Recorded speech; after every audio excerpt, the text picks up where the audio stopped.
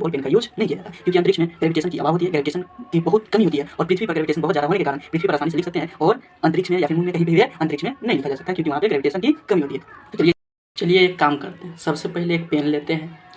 और छोटा सा एक पेपर लेते हैं और इस पेपर पर देखते हैं कि हाँ, पेपर पे लिखते हैं तो लिखा रहा है, पृथ्वी के नीचे लिखते हैं, लेकिन इसी पेपर को ऊपर कर दिया जाता है ऊपर, और इस पर थोड़ा देर लिखने के बाद क्या होता है, नहीं, लिखाना बंद हो जाता है।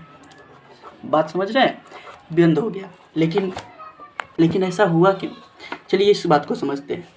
ये सबसे पहले फिजिक्स के ग्रेविटेशन को समझते हैं। पृथ्वी का जो ग्रेविटेशन है किसी भी वस्तु को क्या करता है, ऊपर की तरफ नहीं जाने देता है, वो अपने ग्रेविटेशन के कारण नीचे खींच लाता है। और यही कारण है कि नीचे जब हम बॉल पेन से लिख रहे थे पेपर पे तो चल रही थी, लेकिन जब ऊपर पे ऐसे करके लिखे ऊपर की तरफ तो नहीं काम किया, क्योंकि यहाँ पे लिखने का कार्य क्या कर रहे थे, ग्रेविटेशन के कारण नीचे हो रही थी, और ग्रेविटेशन ऊपर के कारण नहीं होने के कारण क्या हो रही थी, नहीं हो रही थी, जिसके कारण हम पेन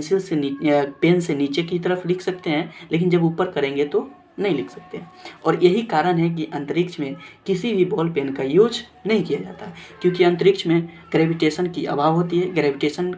की बहुत कमी होती है, और पृथ्वी पर ग्रेविटेशन बहुत ज़्यादा होने के कारण पृथ्वी पर आसानी से लिख सकते हैं, और अंतरिक्ष में या फिर मून में कहीं पे भी अंतरिक्ष में नहीं लिखा जा सकता है, क्योंकि वहाँ पे ग्रेविटेशन की कमी होती है। तो चलिए इस बात को बड़े अच्छे से समझें कि फिजिक्स का ये ग्रेविटेशन किससे काम करता है और क्यों इसका अंतरिक्ष में यूज हम नहीं करते हैं। और